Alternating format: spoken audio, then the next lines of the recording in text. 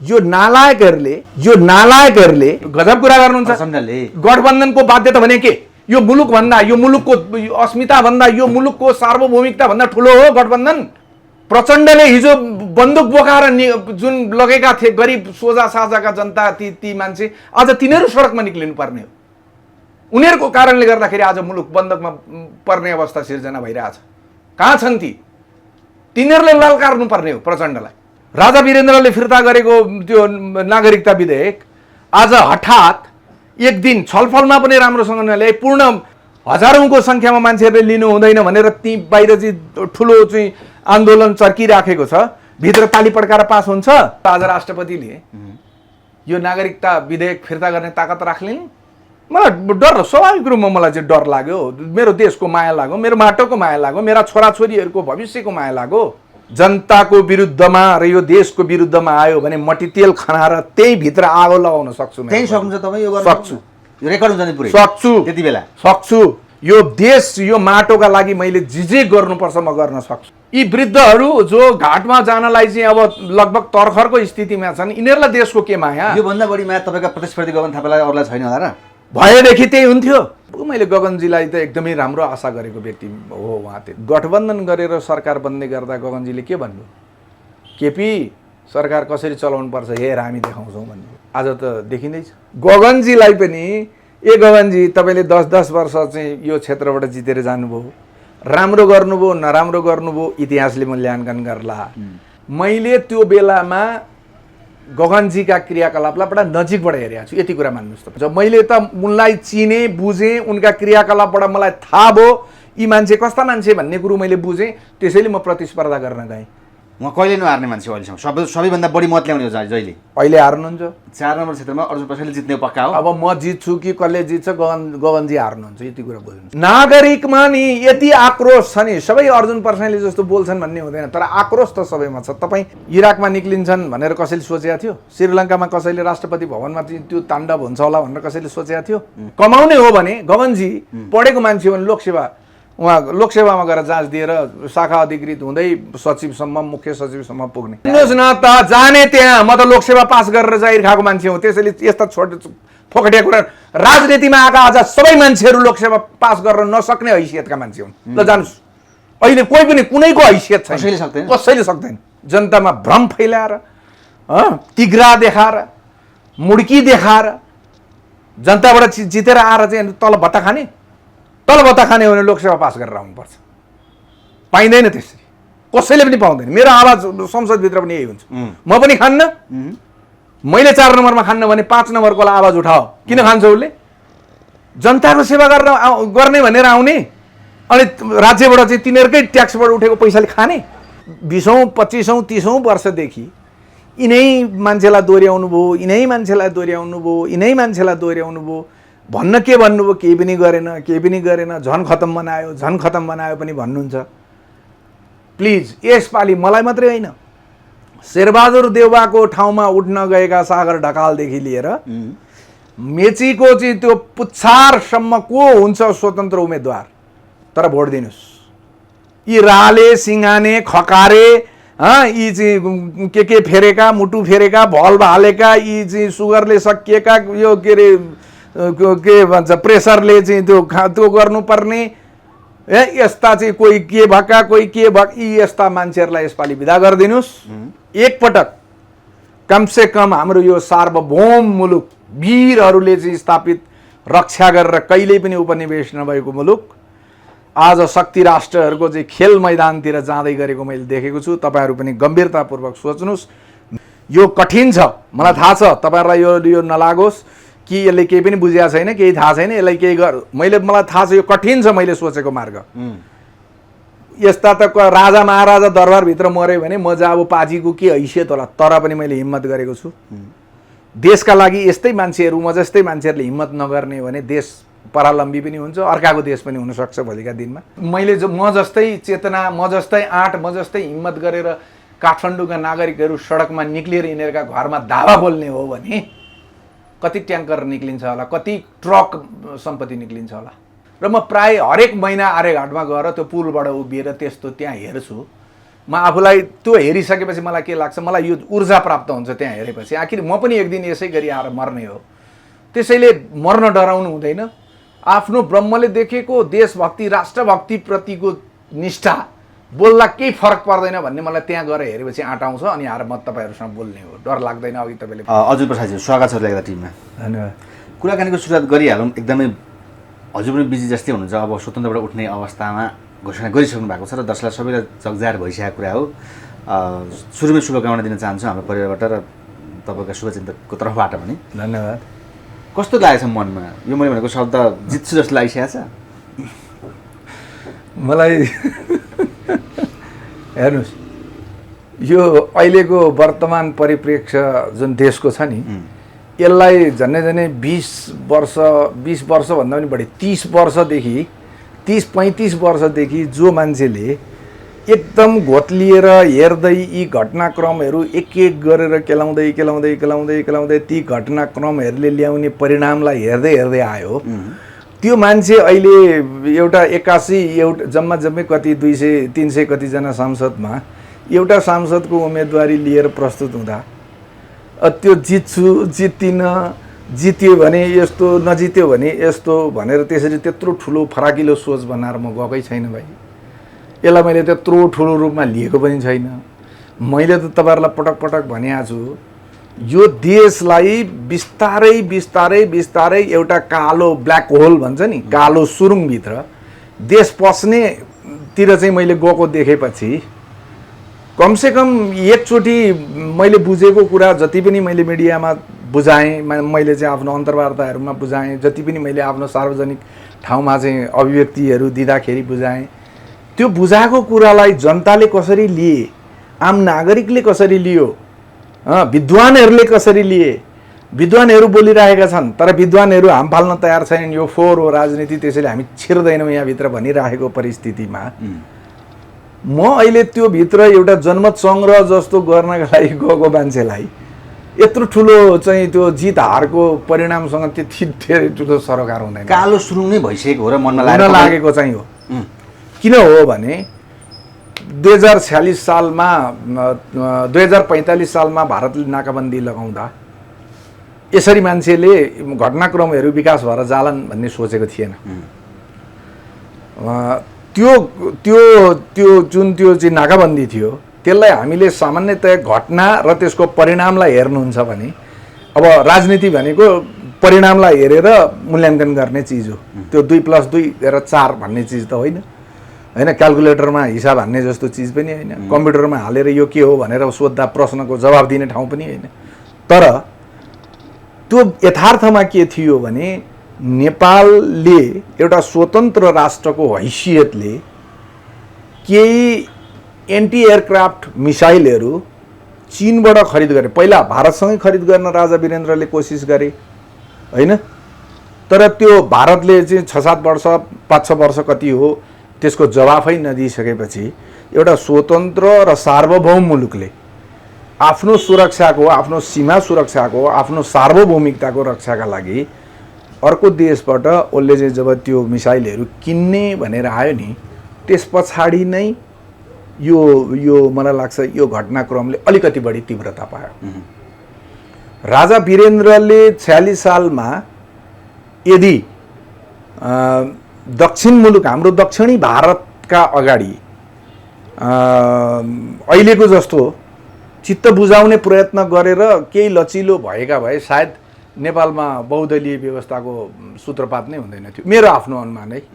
म त्यत्रो ठुलो विद्वान पनि होइन, म घटनाक्रमहरूलाई जोडेर एउटा सामान्य मान्छे, म आफूलाई भुइँ मान्छे भन्छु, त्यो भुइँ मान्छे अनुसारकै मेरो चाहिँ दृष्टिकोण हुन्छ। म यो फेरि एकदम दावाका साथ म भन्दिनँ। तर घटनाक्रमले के पुष्टि गर्यो त भन्दा राजा विदेशीको सामु अथवा दक्षिणको सामु राजा वीरेन्द्रले झुक्नुभन्दा अथवा उसको कुरालाई मान्नुभन्दा स्वाभाविक रूपमा नेपालका बहुदलीय व्यवस्था खोज्ने नेताहरूको अगाडि नेपाली हुन्, नेपालको माया त होला भन्ने हिसाबले उनले चाहिँ बहुदलीय व्यवस्था प्रदान गरे।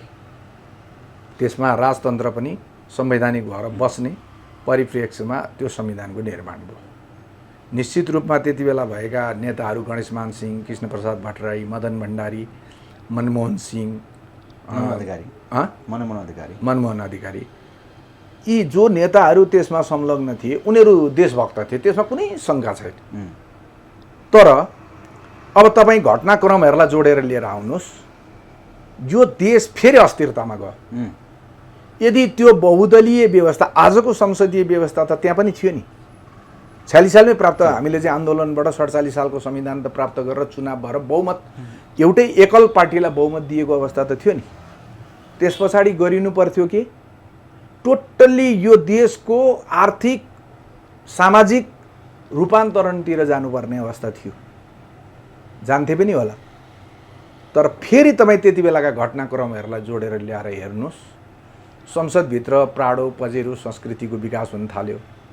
जनउत्तरदायी सरकार भन्दाखेरि पनि लाउडा धमिजा जस्ता काण्डहरू सिर्जना हुन थाले। एउटा राष्ट्र प्रमुखको हैसियतले संसदमा आएर राजाले प्रधानमन्त्रीले लेखेर दिएको कार्यक्रम प्रस्तुत गरे, त्यो धन्यवाद दिने एउटा चाहिँ औपचारिक जम्मा जम्मी एउटा औपचारिकता मात्रै निर्वाह गर्ने त्यो धन्यवाद प्रस्ताव फेल हुँदा बहुमतको सरकार गर्लाम गुरुम ढालेर तपाईँको मध्यावधि निर्वाचनमा जानु पर्यो। अब त्यहाँदेखि तपाईँ फेरि घटनाक्रमहरू जोडेर लिएर आएर हेर्नुहोस्,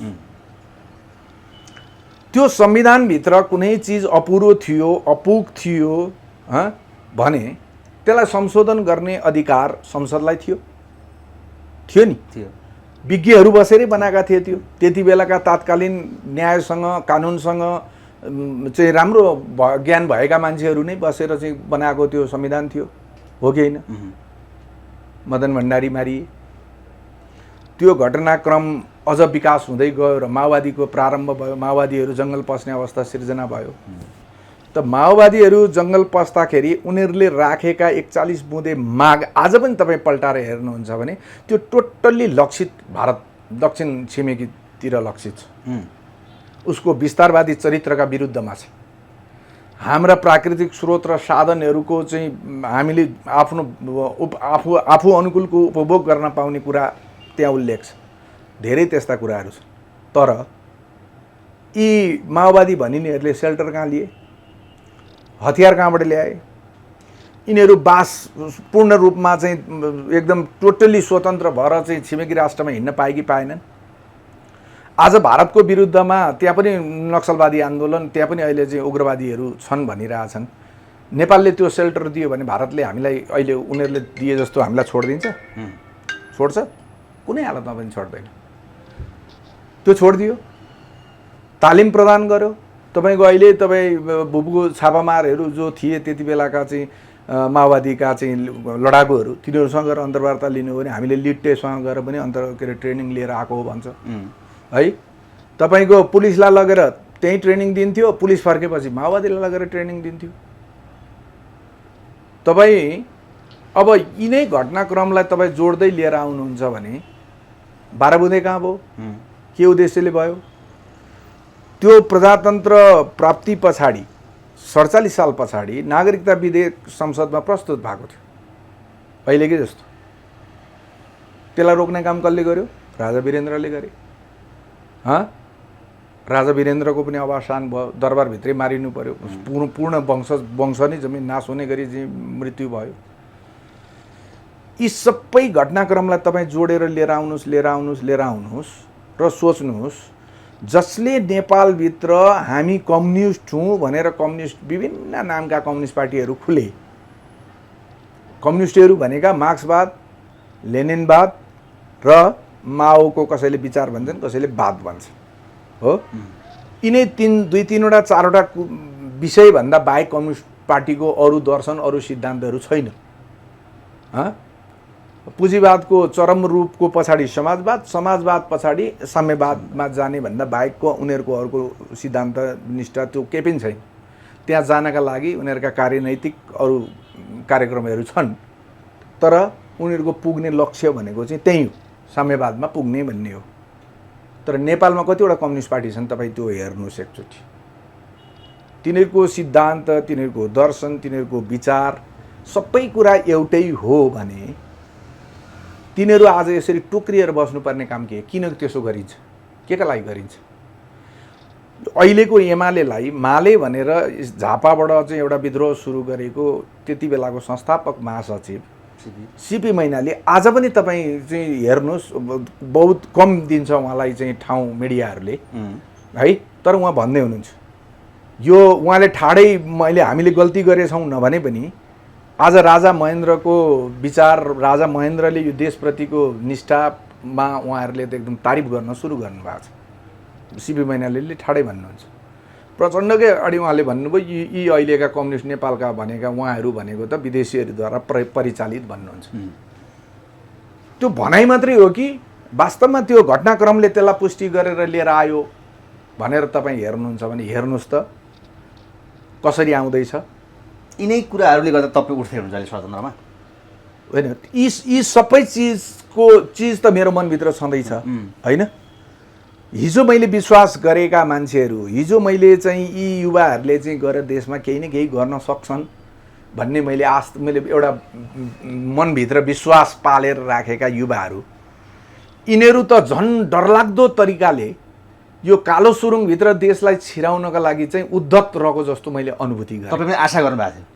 मैले गगनजीलाई त एकदमै राम्रो आशा गरेको व्यक्ति हो उहाँ त्यति बेला। कुरो त्यहीँबाट सुरु गरौँ। तपाईँ उहाँसँगै उठ्दै हुनुहुन्छ, किन उहीसँग उठ्न लाग्नुभयो खासमा? भन्दैछु त मैले विश्वास, चोट भनेको कसरी हुन्छ भने तपाईँ अहिले मसँग एउटा विचार बोकेको मान्छे हो भनेर नआउनुभएको हो, तर अहिले मैले कुरा गर्दै जाँदाखेरि चाहिँ म लफङ्गा जस्तो देखिएँ भने तपाईँले रेकर्ड त गर्नु होला, चाँडै सकेर गएर यो बाहिर प्रकाशित नै गर्नुहुन्न।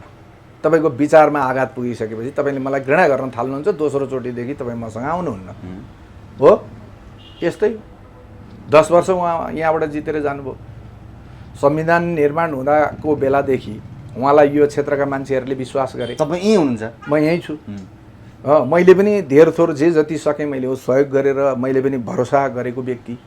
म कहीँ बोल्न जाँदाखेरि पनि लेख्दाखेरि स्टाटसहरू लेख्दा पनि गगनसँग विश्वास गरौँ भन्थेँ, त्यो गरेको मान्छे।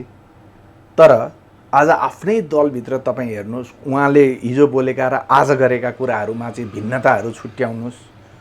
हिजो प्रचण्डलाई उहाँले के भन्नुहुन्थ्यो, आज प्रचण्ड एउटा माओवादी जुन पूर्व र पश्चिम काङ्ग्रेस र माओवादीको बिचमा विचारको कुरा गर्नुहुन्छ भने त त्योभन्दा लाजमर्दो त कुनै चिज हुनै सक्दैन। त्यस्तो चाहिँ त्यो के भन्ने, त्यस्तो फरक भएका दुईटा पार्टी गठबन्धन गरेर सरकार बन्दै गर्दा गगनजीले के भन्नु, केपी सरकार कसरी चलाउनु पर्छ हेर हामी देखाउँछौँ भन्नु हो। आज त देखिँदैछ यो यो यो यो गठबन्धनलाई दीर्घ जीवन दिँदै यो मुलुकलाई रसातलमा नपुर्याइन्जेलसम्म, यो मुलुक पूर्ण रूपमा चाहिँ यो विदेशीहरूको परेड स्थल नबनाइन्जेलसम्म हामी गठबन्धन गरेर जान्छौँ भन्ने परिस्थिति जस्तो देखिन्छ अहिले। तपाईँ पहिला विदेशबाट चाहिँ कुनै महत्त्वपूर्ण व्यक्तिको भ्रमण हुँदाखेरि राजाकालमा अथवा तपाईँको संवैधानिक राजतन्त्र 2047 का पछिका दिनहरूमा तपाईँ हेर्नुहोस् डेकोरमहरू प्रोटोकलहरू कसरी मेन्टेन हुन्थे। आजभोलि त्यो केही पनि छैन। तपाईँ त्यसो भए गगन थापासँग उठेर उहाँ कहिल्यै नहार्ने मान्छेसँग किन उठिनुहुन्छ? ऊ चुनौती छैन त तपाईँलाई त? तपाईँले बोलेका कुरा केही गर्छु भन्ने कुरा त्यो ठाउँमा पुर्नलाई गाह्रो छ। फेरि म तपाईँहरूलाई पटक पटक यो कुरा भनिरहेको छु, तपाईँहरू फेरि सोध्नुहुन्छ। परिणामको बारेमा त्यो मान्छेलाई चिन्ता हुन्छ जसले परिणाम पछाडि स्वर्णिम भविष्यको कल्पना गरेको हुन्छ। मेरो कुरा बुझ्नुभयो? म चुनाव जितेँ भने म मन्त्री हुन्छु, मन्त्री भइसकेपछि म यसरी पैसा कमाउँछु, म यसो गर्छु, म त्यो जुन एउटा चाहिँ हुन्छ नि सपना जस्तो चाहिँ त्यो एकदम सुन्दर तस्बिरहरूमा चाहिँ घुमी चाहिँ हैकम गरेको त्यो मोज मस्तीको जीवन बाँचेको, अगाडि पछाडि लावा लस्कर छन्, फुलका मालाहरू छन्, एयरपोर्टमा उत्रिँदा माला लगाइन्छन्, मन्त्रीजी भन्छन्, ताली लाउँछन्, माननीयजी भन्छन्। त्यो जसले परिणामको बारेमा त्यसरी सोचेको हुन्छ त्यो मान्छेलाई मात्रै चिन्ता हुन्छ। मलाई केही पनि चिन्ता छैन। तर पनि गगन थापा सायद नेपालमा म त्यस्तो उम्मेदवार, ऐतिहासिक उम्मेदवार हुनेछु जसले एक पैसा पनि खर्च गर्दैन, जसले आफ्नो यो के भन्छ यो खुट्टाले घुमेर कहाँ पुग्न सक्छ, त्यहाँ जान्छ, आफ्ना विचारहरू त्यहाँ व्यक्त गर्छ जनतालाई आफ्ना कुराहरू, मतदातालाई आफ्ना कुराहरू, साथी भाइहरूलाई आफ्ना कुराहरू राख्छ, सिधा घर फर्केर आउँछ। सायद एजेन्ट पनि बस्दैन मेरो, किनभने एजेन्टै राखेपछि त खाना दिने पैसा हुनु पर्यो, त्यो पनि छैन मसँग, त्यो पनि खर्च गरिदिने म छैन, भए पनि गर्दिनँ। कसरी जित्छ चुनाव चाहिँ? ठिक छ, के फरक पर्यो त? गगन थापा म जुन चिजको विरुद्धमा यो त एउटा पहिला हाम्रा ऋषिमुनिहरूले तप गर्थे नि, धमिरा पुरा जिउभरि धमिरा लागेर सारा चाहिँ एउटा ठुटो जस्तो सुकेर यस्तो भएर एउटा तप गरेर, यो त तपोभूमि पो त, यो त तपोभूमि। त्यसरी हाम्रा पुर्खाहरू, हाम्रा चाहिँ ऋषिमुनिहरू तपस्या गरेको ठाउँमा आज यो विशृङ्खलता, यो पैसा खर्च गर्ने, पैसाले भोट किन्ने, नाजायज तरिकाले गुन्डा परिचालन गरेर बुथ क्याप्चर गर्ने, त्यसरी चुनाव जित्ने परिपाटीको जुन विकास भयो नि, त्यसलाई त म एउटा चुनौती दिने हिसाबले पो मैले भोलि यसरी चाहिँ जितेँ भने यो देशका हरेक क्षेत्रका नागरिकहरूलाई त एउटा राम्रो उदाहरण हुन्छ। तर यो कुरा सुन्दा गगन थापा लगायत उहाँका फलोअर्स हाँस्न होला नि तपाईँको? के फरक? अहिले पनि सबै त हाँसिरहेछन् नि। तपाईँ आज देश हाँसो जस्तो कुरा गर्नुहुन्छ, तपाईँ करोडौँ खर्च नगरी चुनाव जित्ने भन्ने कुरामा तपाईँ एउटा चाहिँ के ए बाबा ए भगवान्, तपाईँहरू जस्तो युवाले यस्तो कुरा तपाईँहरू बोल्नुहुन्छ, मलाई आफै आश्चर्य लाग्छ। तपाईँहरूको यो सोचलाई परिवर्तन गर्नुहोस्, तपाईँहरू नै भन्न थाल्नुहोस् यो भनेको त त्यो तप, त्यो जप, त्यो निष्ठा भन्दा पनि ठुलो, यो त अग्निकुण्डमा चरु होम गर्दाखेरिको जस्तो चाहिँ होमिने क्रियाकलाप हो यो अहिलेको चाहिँ प्रतिनिधि सभाको सदस्य भनेको। भाइ किन तपाईँ यस्तो कुरा गर्नुहुन्छ? यो त मैले भनिनँ तपाईँलाई, भोलि यो जनसेवाको यो मैले जितेको अवस्थामा मैले जे उदाहरण प्रस्तुत गर्छु, यदि मैले प्रस्तुत गरेको उदाहरण अरू क्षेत्रका जितेका मान्छेहरूले गरेनन् भने सुन्नुहोस् न, मैले काम गर्छु नि, यहाँको जनताले देख्छ त, यहाँ 4 नम्बर क्षेत्रको मान्छेले मैले गरेको देख्छ, 5 नम्बरकोले आवाज उठाउँदैन। 4 नम्बरको त्यही प्रतिनिधि हो, त्यसले चाहिँ त्यो गर्न हुने, 1 पैसा आफ्नो नलिकन जनताको सेवामा दिनरात खट्न हुने, संसदमा पनि उसले जनताका आवाजहरूलाई चाहिँ त्यसरी बुलन्द गर्न हुने। तपाईँको के हो भनेर प्रश्न गर्छ कि गर्दैन जनताले? आज त तपाईँ जतिको पढे लेखेको मान्छेले त पैसा खर्च गरेर जितिसकेपछि ठुलो मान्छे हुने, शासक हुने, सेवा सुविधा लिने, मन्त्री भयो भने त 7 पुस्ता पुग्नेलाई लिने, श्रीमतीको त्यस पछाडि के हुने, मावलीको के हुने, ससुरालीको। तपाईँ जस्तो मान्छे यस्तो सोच्नुहुन्छ त म त त्यो उदाहरण प्रस्तुत गर्नका लागि मेरो प्रतिनिधि सभाको सदस्यको उम्मेदवारी हो। भाइ त्यहाँ पुगेपछि पनि तपाईँ कुरा सुनेन भने के गर्छ तपाईँ? कसले सुन्दैन? त्यति बेला म आज त तपाईँको लाखौँ मान्छेले सुनेर चाहिँ यो विस्फोट, यो विद्रोह त छ नि, तपाईँ अहिले देखिरहनु भएको छ त, लाखौँको सङ्ख्यामा मान्छेहरूले हेर्छ, लाखौँको मान्छेहरू बोल्न थालेको अवस्था छ कि छैन? अनि त छ भने त्यति बेला त म प्रतिनिधि सभामा कानुन निर्माण गर्ने थलोमा म लोगो सहित प्रवेश गरेको मान्छे, म त्यति बेला अर्जुन परसाई भन्ने व्यक्ति हुन्न। मलाई अहिले कुटे भने, मलाई अहिले मारे भने एउटा व्यक्ति मारिन्छु, तर त्यति बेला मलाई कसैले कुटे मारे भने एउटा राष्ट्रको जनताको प्रतिनिधि, जनताले आफ्नो मत दिएर जितेको प्रतिनिधि, 1 पैसा खर्च नगरी जनताले अभिमत दिएको यस्ता दिग्गज हराएको जनताको, त्यति सजिलो ठान्नुहुन्छ तपाईँ? अस्ति भीमरावलले एकजनाले नै संसद रोकिदिए होइन? रोके। अनि त्यो चाहिँ म गर्न सक्दिनँ? सक्नुहुन्छ तपाईँ? जनताको विरुद्धमा र यो देशको विरुद्धमा आयो भने मट्टितेल खनाएर त्यही भित्र आगो लगाउन सक्छु। त्यही सक्नुहुन्छ तपाईँ? यो गर्न सक्छु, यो रेकर्ड हुन्छ नि पुरै? सक्छु, त्यति बेला सक्छु। यो देश, यो माटोका लागि मैले जे गर्नुपर्छ म गर्न सक्छु। मेरो बाँकी जीवन माटोलाई भनिसकेको छु। तपाईँहरू किन 50 चोटि? स्थानीय सामान्य वडाध्यक्षले बालनशाहलाई खेदाउन लागिसके प्रसादज्यू, के भन्नु? तपाईँलाई अरूको अहिले मलाई उदाहरण प्रस्तुत नगर्नुहोस्। बालेनले जनताको हितमा, जनपक्षमा र यो काठमाडौँ उपत्यका उनको आफ्नो क्षेत्रभित्र जनहितवाला काम गरे भने बालेनलाई कसैले पनि हटाउन सक्दैन। तर त्योभन्दा बाहिर गयो भने ऊ पनि असफल हुन्छ।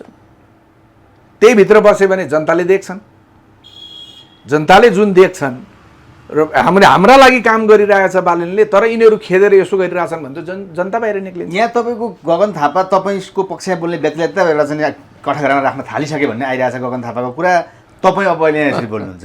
त्यति धेरै सेटिङ हुन्छ यहाँभित्र। हेर्नुहोस्, मान्छेको आत्माबाट म अहिले तपाईँको यो मुख बाहिरको शरीर यो तलदेखि माथिसम्मको यो जुन हाम्रो भौतिक शरीर छ नि यो होइन, म चेतनाको कुरा गरिरहेको छु। गगनजीले खर्च गर्नुहोला, गगनजीले गर्नुहोला, एमालेको अर्को को उम्मेदवार हुन्छ उसले गर्नुहुन्छ होला, तर म मतदाताको त्यो विवेक र त्यो आत्मामा चाहिँ ढुङ्गा हान्ने प्रहार गरिराखेको छु। त्यो एउटा तलाउमा सानो ढुङ्गा हान्दाखेरि तरङ्गहरू चाहिँ किनारसम्म पुग्छन् नि, म त्यही गर्न खोज्दैछु। जनआन्दोलनको युवाको ढुकढुकी अहिलेसम्मको महामन्त्री भएर गगन थापा, हेर्नुहोस् त तपाईँ प्रसाईज्यू। ठिक छ त, ए बाबा ठिक छ, यहाँको मतदाताहरूले यति गरेर म जाँदाखेरि पनि मेरो विश्वास अहिले पनि के छ भने आत्मा मरेका मतदाताहरू छैनन्।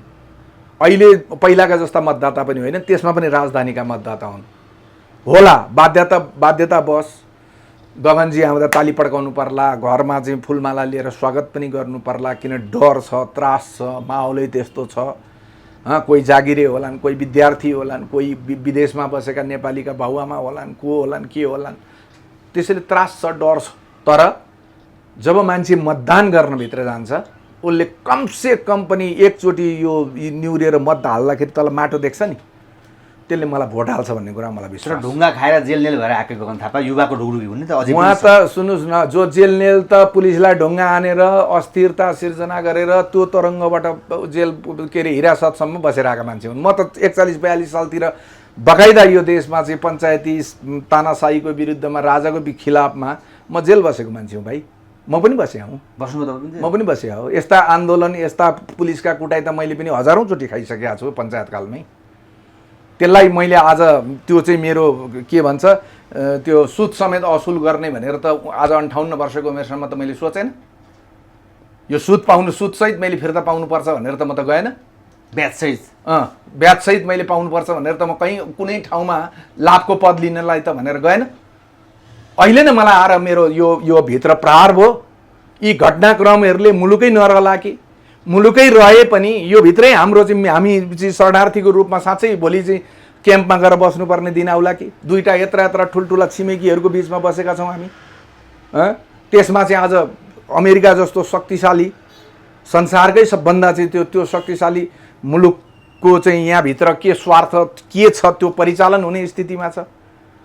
मलाई डर, स्वाभाविक रूपमा मलाई चाहिँ डर लाग्यो। मेरो देशको माया लाग्यो, मेरो माटोको माया लाग्यो, मेरा छोराछोरीहरूको भविष्यको माया लाग्यो। यी वृद्धहरू जो घाटमा जानलाई चाहिँ अब लगभग तर्खरको स्थितिमा छन्, यिनीहरूलाई देशको के माया? योभन्दा बढी माया तपाईँका प्रतिस्पर्धी गगन थापालाई अरूलाई छैन होला र? भएदेखि त्यही हुन्थ्यो। तपाईँको कुनै दाताले हामीलाई खुसीले हाम्रो चाहिँ गरिबीलाई देखेर हाम्रो विकासलाई चाहिँ हेरेर विकास हुनुपर्छ यो देश भनेर लगानी गर्ने मान्छेले चाहिँ 50वटा शर्त राखेर अनि तपाईँलाई पैसा दिन्छ? हजारौँको सङ्ख्यामा मान्छेहरूले लिनु हुँदैन भनेर ती बाहिर चाहिँ ठुलो चाहिँ आन्दोलन चर्किराखेको छ, भित्र ताली पड्काएर पास हुन्छ। राजा वीरेन्द्रले फिर्ता गरेको त्यो नागरिकता विधेयक आज हठात एक दिन छलफलमा पनि राम्रोसँग नल्याए पूर्ण हुन सक्थ्यो होला नि त। यो देशका कतिजना सांसद सबैको उपस्थिति चाहिँ अनिवार्य गरेर त्यसलाई 2-3 दिनसम्म चाहिँ त्यसका फाइदा बेफाइदा त्यसका चाहिँ परिणामहरूको बारेमा चाहिँ लेखाजोखा गरेर गर्न सकिन्थ्यो होला नि। गठबन्धनको बाध्यताले भने नि त माओवादीहरूले गजब कुरा गर्नुहुन्छ। गठबन्धनको बाध्यता भने के?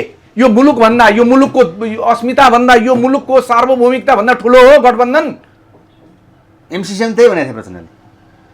कस्तो कुरा गर्नुहुन्छ तपाईँ? प्रचण्डले हिजो बन्दुक बोकाएर जुन लगेका थिए गरिब सोझा साझाका जनता, ती मान्छे आज तिनीहरू सडकमा निक्लिनु पर्ने हो। उनीहरूको कारणले गर्दाखेरि आज मुलुक बन्दकमा पर्ने अवस्था सिर्जना भइरहेछ। कहाँ छन् ती? तिनीहरूले ललकार्नु पर्ने हो प्रचण्डलाई। भारतको भ्रमण गरेर फर्केको 3 दिनमा चाहिँ यसरी पास भएर ठिक छ त, यो आउनै पर्थ्यो भने पनि पूर्ण संसदको बैठक भएर त्यहाँ चाहिँ 2-4 दिन मजाले चाहिँ छलफल भएर बाहिर विज्ञहरूसँग पनि परामर्श गरेर संसारका उदाहरणहरू त्यो गर्दा के हुन्थ्यो? 8 देखि 10 लाखलाई न्याय दिनुभयो उहाँले, जनकपुर पुगेको भन्नु भएन नागरिकता पाउनमा। अन्याय परेकालाई 8 देखि 10 लाख जनतालाई न्याय भयो नागरिकता विधेयक पास भएपछि।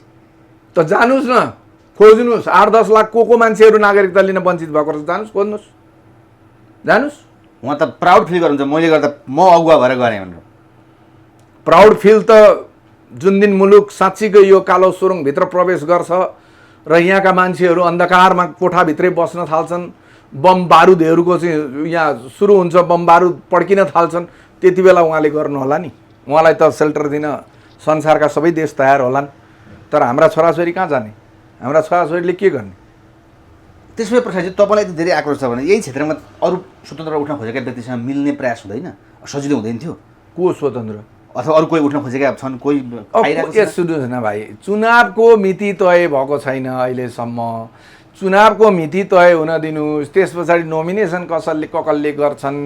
म यति कुरा पक्का बुझ्छु, को मान्छे वास्तवमा एउटा समाज, राष्ट्र, देश र सबभन्दा ठुलो यो माटोको लागि गर्न भनेर आउँदैछ, को स्वतन्त्रको भोट काट्नलाई भनेर यो परिचालित भएर आउँदै, त्यति कुरा त म पनि बुझ्छु नि। परिचालित पनि हुन्छ नि ल।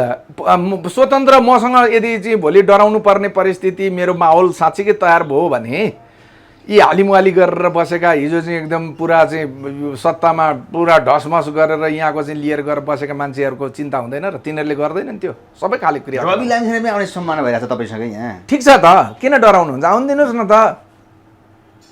मेरा त भाइहरू हो, यी त मैले भनिनँ, यी साँच्चै भन्नुहुन्छ भने त एक हिसाबले सोच्नुहुन्छ भने बेलैमा 12, 13, 14 वर्षमै मैले बिहे गरेँ भए त यी त भाइ छोरा जस्ता मान्छे हो नि त, के फरक पर्छ त? मिल्नु पर्यो त भन्दैछु त। ए बाबा को आउँछ भने थाहै छैन, कसरी मिलौँ भने कोसँग कुरा गर्न जाउँ? तर मैले त गगनजीलाई पनि भनिरहेको छु, गगनजीलाई पनि, ए गगनजी तपाईँले 10-10 वर्ष चाहिँ यो क्षेत्रबाट जितेर जानुभयो, राम्रो गर्नुभयो नराम्रो गर्नुभयो इतिहासले मूल्याङ्कन गर्ला। तपाईँ त अहिले नेपाली कङ्ग्रेसको महामन्त्री, त्यो पनि अत्याधिक बहुमत ल्याएर जितेको महामन्त्री। तपाईँ अरू क्षेत्रमा जानुहोस्, तपाईँ अरू ठुला नेताहरूसँग चाहिँ अब प्रधानमन्त्री हुन्छु भन्ने हुनुहुन्छ, उहाँको ठुलो कम्पिटिटर भनेको शेरबहादुर देउवा नै हो, अरू कोही छैन। बरु शेरबहादुर देउवाकै क्षेत्रमा गएर चाहिँ उहाँले चुनाव जितेर आउनुभयो भने त सिद्धिहाल्यो। त्यस पछाडि शेरबहादुर गइहाले, त्यस पछाडि उहाँ त स्वतः प्रधानमन्त्री। देउवा लगायत प्रधानमन्त्रीलाई एट्याक गर्ने मान्छे तपाईँ अहिले उहाँलाई एट्याक गर्न खोज्नुहुन्छ? सुन्नुहोस् न, सुन्नु, अनि मान्छे हाँसेका छन् क्या। ठिक छ त, हाँस्न दिनुहोस् न त, कति रमाइलो कुरा त। मैले गर्दा कोही हाँसिरहेको छ भने त्यो राम्रो होइन, रोको राम्रो हो, रुनु राम्रो हो, परिणाम आउन दिनुहोस् न। परिणाम आएपछि मान्छे हाँस्छ कि रुन्छ कि, वास्तविकता के रहेछ, देशका नागरिकहरूमा कति चेतना रहेछ, मान्छेले कामको मूल्याङ्कन गर्दा रहेछन् कि रहेनछन्।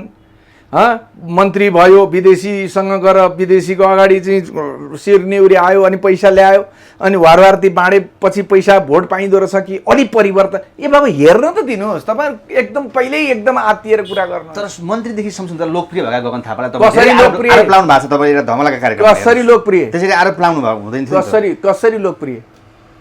स्वास्थ्य मन्त्री हुँदाखेरि लोकप्रिय भएको के गर्नुभयो त? लोकप्रिय भन्नुहोस् न, काम भन्नुहोस् न उहाँले गरेको लोकप्रिय काम। विभिन्न स्वास्थ्य बिमादेखि लिएर सारा स्वास्थ्य बिमाले आज धुलीखेल अस्पताल के अरे यो सरकारी जुन जति छन् नि अस्पताल, तिनीहरूको गति गरेर हेर्नुहोस् त आजको दिनमा। जानुहोस्, कार्यक्रम आएको होइन त्यो त? कार्यक्रम आयो नि, त्यो त्यो त्यो त्यो बिमाको रकम उपलब्ध गराउनु पर्छ कि पर्दैन? बोलेपछि भयो। सस्तो लोकप्रियता आर्जन गर्नका लागि बोलेपछि भयो, सिद्धियो। तपाईँले शिक्षण अस्पतालले अस्ति निकालेको नोटिस हेर्नु भएन कि? त त्यो स्वास्थ्य बिमा बापतको रकम अस्पताल चलाउनका लागि चाहिने रकम सरकारले दिनु पर्यो। जानुहोस् आज धुलीखेल अस्पतालको हालत के छ गरेर एकचोटि हेर्नुहोस्, त्यति राम्रो अस्पताल थियो।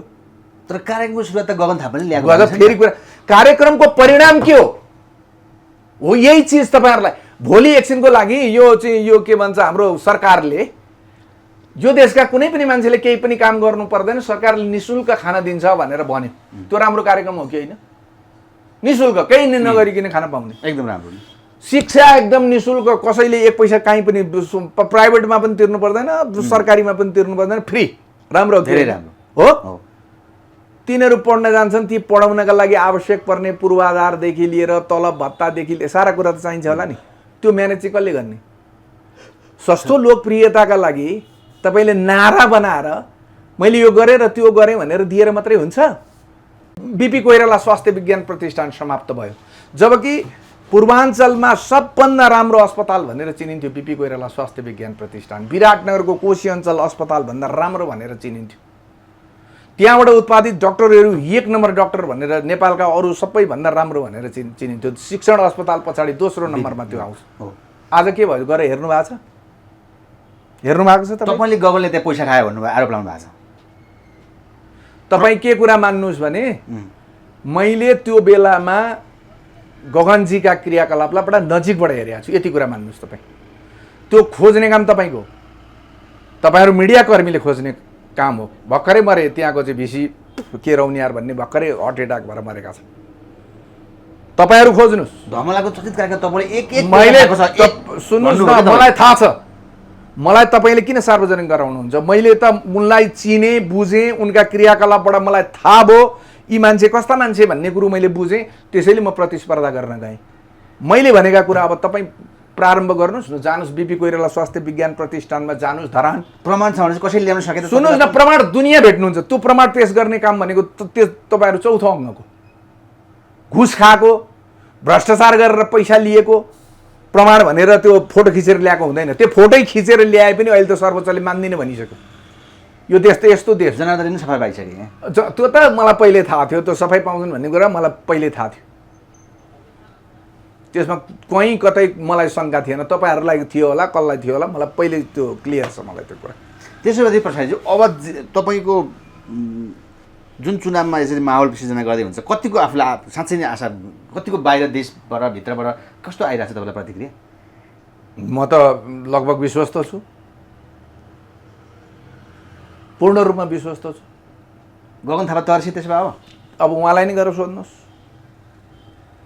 उहाँ कहिले नहार्ने मान्छे अहिलेसम्म, सबैभन्दा बढी मत ल्याउने हो जहिले। अहिले हार्नुहुन्छ 4 नम्बर क्षेत्रमा अर्जुन प्रसादले जित्ने पक्का हो। अब म जित्छु कि कसले जित्छ, गगनजी हार्नुहुन्छ, यति कुरा बुझ्नुहोस्। कसरी हुन्छ हराउने प्रयासमा तपाईँ? ए बाबा हो, उहाँको नेपाल भन्ने यो माटोप्रतिको क्रियाकलापलाई प्रतिको उहाँको दृष्टिकोणको विरुद्धको मेरो यो के अरे अभियान हो। म उहाँको प्रतिस्पर्धी भएर उठ्न गएको छु। म फेरि पनि भन्छु उहाँलाई, उहाँले यो ठाउँ छोड्नुहोस्, जानुहोस्, अन्त कतैबाट उठ्नुहोस्, तपाईँ जित्नुहुन्छ। तपाईँ अहिले पनि तपाईँको क्रेज छ, युवाहरूले तपाईँलाई मान्छन्।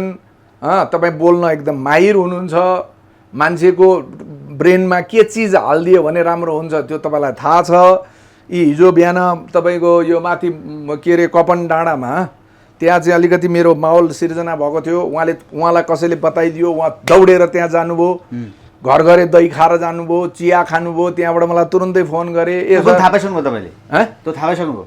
मलाई त्यहाँबाट उहाँ निक्लिनु भयो। उहाँको खोइ काममा जानुपर्ने थियो, नत्र म दिनभरि बस्ने। यो बाटो पनि बनाइदिन्छु, त्यो पनि बनाइदिन्छु, यहाँ यो रावणको के मूर्ति बनाइदिने यो पनि बनाइदिन्छु, सब आश्वासन दिनुभयो। घर घर जानुभयो। मलाई त्यहाँबाट पछि फोन गरे मान्छेहरूले, ल है त जे भए पनि तपाईँले यो बोलेको कुराले उहाँको भित्र चाहिँ अलिअलि त्यो हल्लिएको कुरा चाहिँ हामीले अनुभव गऱ्यौँ है यसपालि भने। मैले त्यो त राम्रो कुरा हो, काम हुने भयो जनताको। अब ठिक छ, त्यो त राम्रो कुरा हो नि, त्यसलाई नराम्रो त भन्नु भएन नि, त्यो त राम्रो कुरा हो। जनताको काम गर्नु, जनताको काम गर्नै जानुभएको, यत्रो 4 वर्ष केही गर्नु भएन, अब बाँकी 5-6 महिनामा आएर गरिदिनु भयो भने त्यो त राम्रो कुरा हो नि, त्यसलाई किन अन्यथा लिनु? तपाईँले यत्रो प्रहार गर्दा अहिलेसम्म तपाईँलाई कुनै धम्की सम्पर्क त्यस्तो पक्षबाट आएको छ कि छैन? न म धम्कीबाट डराउँछु, न म तपाईँहरूलाई मैले 50 चोटि यो देशमा सबभन्दा पहिला जङ्गलबाट निक्लिएको प्रचण्ड कस्ता थिए भन्ने कुरा तपाईँहरू अनुमान गर्नुहोस्। सार्वजनिक समारोहमा आजको स्थितिको बारेमा व्याख्या गर्ने मान्छे म। तपाईँ आउनुभयो होइन संसदीय व्यवस्थामा, यतिका मान्छे मारेर देशलाई 50 वर्ष पछाडि धकेलेर आउनुभयो होइन भन्ने मान्छे म हो। अब के डरको कुरा गर्नुहुन्छ तपाईँ? पञ्चायत कालमा राजाको विरुद्धमा बोल्नु कस्तो हुन्थ्यो, तर म बोलेर हिँडेको मान्छे हो। त्यसैले के धम्कीको कुरा गर्नुहुन्छ? म यही कुरा हो, म विद्वान होइन, म एकदम जानेको बुझेको मान्छे होइन, म भुइँ मान्छे हो। मैले बोलेका कुराहरू गलत छन्। यो घटनाक्रमहरूले यो मुलुक कालो सुरुङभित्र जाँदै छैन। हामी विदेशीहरूको सामरिक के भन्छ स्वार्थको अखडा बन्दै छैनौँ। मैले भनेका कुराहरू मलाई चित्त बुझाउने, मलाई मेरो यो अबुझ मनस्थितिमा मसँग केही बहस गरेर मलाई चित्त बुझाइदिनु कोही मान्छे आएर चित्त बुझाइदिन्छ भने म फेरि मानिहाल्छु। अहिलेसम्म कोही आउँदैन। अहिलेसम्म आएको छैन। को आएको छ त? को आएको छ? सार्वभौम नेपालीको प्रतिनिधित्व गरेर म बोलिराखेको छु, 4 वर्षदेखि निरन्तर रूपमा बोलिराखेको छु। मैले बोलेका कुराहरू पुग्दैछन्। यो पनि सुनियोजित हो। एमालेलाई छेदविच्छेद गरेर प्रचण्ड निक्लिन्छन् भनेर त मैले 4 वर्ष अगाडि बोले होइन? निक्ले होइन त्यो निक्ले नि, एमाले फुटारै निक्ले नि। त मैले घटनाहरूलाई जोडेर एउटा दृष्टिकोण निर्माण गर्छु, त्यो कुरो बोल्छु, त्यो कुरो नभन्दै पुरा हुन्छ। मैले त्यति बेलै भनेको छु कि मलाई डाक्टर दुमन थापा भन्ने मान्छे, कार्टर फाउन्डेसनको एसिया पेसिफिक हेर्ने मान्छेले आएर मलाई 1 अर्ब रुपियाँ अफर गरे, यसो भने मैले चाहिँ त्यो स्वार्थ बिना दिँदैछ त भन्दा होइन, स्वार्थ छ भने के हो त त्यो स्वार्थ भने चाहिँ फर्केर आएनन् भने हो। दुमन थापा अहिले त हुनुहुन्न, तर त्यति बेला त हुनुहुन्थ्यो। खोइ मैले त्यत्रो मान्छेले त्यो हेरेनन् भन्नुहुन्छ भने 60, 70, 80 लाख भन्दा बढी मान्छे आजको दिन पनि त्यो अहिले पनि त्यो भिडियो चलिरहेछ। त्यो भाइरलै भयो, तपाईँलाई पनि थाहा होला त्यो भाइरल भएको एकदम। अनि त म भनिरहेको छु त, अब मैले त्यति बेला 4 वर्ष अगाडि त यो MCC को कुरा थिएन, आयो त्यस पछाडि मैले त भनेको थिएँ MCC आयो, MCC पास भयो, त्यो विकाससँग विशुद्ध विकास भन्दा दायाँ बायाँ छैन भनेर गगनजीले कत्रो स्वरमा बोल्नुभयो। इन्डो पेसिफिक होइन भने कुनै हालतमा पनि होइन, यो विकाससँग सम्बन्धित भन्दा बाहिर यसको कुनै चिज रहेछ भने मलाई मेरो सम्पत्ति पूर्ण जफत गरोस् र मलाई 4 पटा मुडेर बाहिर निकालियोस् भन्नुभयो। SPP आयो, संसदमा अहिले माग भइरहेछ, SPP खारेज गरेको पत्र किन अहिलेसम्म पठाइएन भनेर सांसदहरू बोलिरहेछन्। शेरबहादुर देउबा हलिँदैनन्, कालो झन्डा देखाउनेलाई पक्रेर लगेर थुन्दै पो छन्, अझ थुनिरहेछन्। तपाईँको SPP को हो आजसम्म चिठी किन नपठाएको भनेर मैले भने होइन, मैले त तपाईँहरूलाई त्यति बेलै भनेको छु यो गर्दैनन् है, यो पास हुन्छ तपाईँहरू हेर्नुहोस्, मैले बोलेकै छु तपाईँहरूसँग। तर आज संसदमा त्यो कुरा उठिरहेछ, त्यो पत्र अहिलेसम्म किन नपठाएको त्यसको जानकारी दिनु पर्यो, कसैले जानकारी दिँदैन। काम कुरो एकातिर कुम्लो बोकी ठिमीतिर भने जस्तो तपाईँ नागरिकता विधेयक हतार चाहिँ एकदम त्यो के भन्छ फास्ट ट्र्याकबाट चाहिँ तपाईँको पास गर्नुपर्ने बाध्यता किन आइलाग्यो? त्यो गर्नुहुन्थ्यो कि हुँदैन थियो त्यो विषयमा म अहिले प्रवेश गर्दिनँ, तर त्यो फास्ट ट्र्याकबाट लानुपर्ने आवश्यकता किन आयो? त्यो यो देशमा अरू विषयहरू छैनन्, अरू जल्दा बल्दा विषयहरू छैनन्, त्यो किन आयो? त्यसले गर्दाखेरि म घटनाक्रमहरूलाई ल्याएर जोड्दै जाँदाखेरि म के देखिरहेको छु भने त्यो SPP का बुँदाहरूमा मलाई अरूभन्दा पनि त्यो हाई अल्टिच्युड हिमालमा चाहिँ सामरिक गतिविधि गर्न पाउने अमेरिकन कुरो, अब त्यो त हाम्रो देशको लागि त होइन। 10वटा बुँदा त नेपाललाई आकर्षित गर्ने बुँदा देखियो नि त। सुन्नु न, अरू मलाई छोड्नुहोस् न, अरू छँदैछन्। हाई अल्टिच्युड भने हिमाल, अग्लो ठाउँमा बसेर तपाईँको के अरे अमेरिका जस्तो शक्तिशाली मुलुकले आफ्ना वेपन्सहरू, आफ्ना हतियारहरू, जुनसुकै प्रकारका हतियारहरू हुन सक्छन्, त्यो जैविक पनि हुनसक्छ, घातक पनि हुन सक्ला, मिसाइल होलान्, अरू होलान्, के होलान्, त्यो लिएर त्यहाँ बस्ने भनेको के का लागि?